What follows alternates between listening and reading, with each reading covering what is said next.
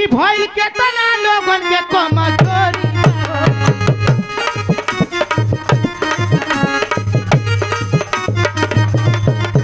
हमर कमरिया बाबू करोड़ी बाबू भइल केतना लोगन के कमजोरी बाबू भइल केतना लोगन के कमजोरी बाबू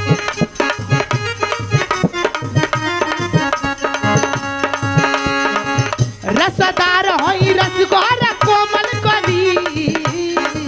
रसदार होई रसगोर कोमल कली गोरी काहे से करेलू गुमान हो कमरिया पभाला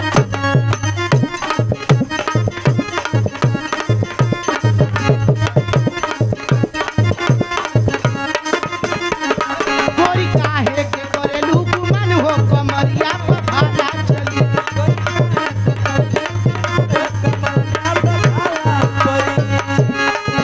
हमर कमरिया बाबू करोड़ी बाबू ओहो केतना लोगन के कमजोरी बाबू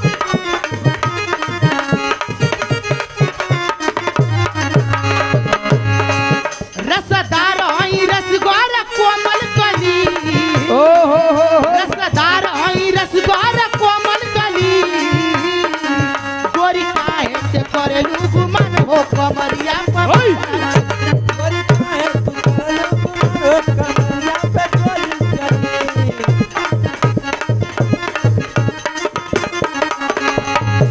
लेकिन कहे के भाई मास्टर ओहो का कहे के बा हमरा चक्कर में बाबू गिर जाइबा हमरा चक्कर में बाबू गिर गइबा हमरा चक्कर में बाबू गिर गइबा पता जवानी लही कन के हवा के हवाले हमरा चक्कर में बाबू गिर जाइबा खाले पता जवानी लही कन के हवा हमरी चक्कर में बाबू गिर जाइबा खाले पता जवानी हमर कुकर में ना तो हर दाल हो गली हमर कुकर में ना तो हर दाल हो गली गोरी काहे से करेलू गुमान हो कमरिया पभाला गोरी काहे के करेलू गुमान हो कमरिया पभाला चली